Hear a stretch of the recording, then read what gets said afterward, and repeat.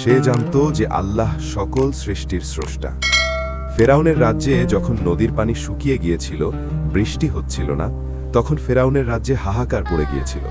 তখন ফেরাউন একটি কামরায় গিয়ে সেজদায় পড়ে বলেছিল, হে আল্লাহ, আমি জানি তুমি সব ক্ষমতার মালিক, তবুও আমি লোকদের বলেছি আমি তোমাদের পানির ব্যবস্থা করব।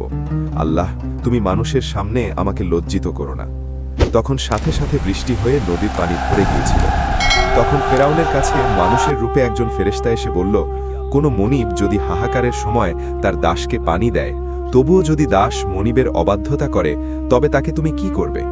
তখন ফেরাউন বলল, তাকে আমি পানিতেই ডুবিয়ে মারব। তারপরে যখন ফেরাউন সহ সৈন্যদেরকে আল্লাহ তাআলা পানিতে ডুবিয়েছিল, তখন ফেরাউন চিৎকার করে বলছিল, আল্লাহ, আমাকে বাঁচাও, তখন ওই ফেরেশতা এসে বলল, তুমি তো বলেছিলে পানি পাওয়ার পরেও অবাধ্য হলে পানিতে ডুবিয়ে মারবে, এখন নিজের বিচার নিজের উপরেই প্রয়োগ হচ্ছে।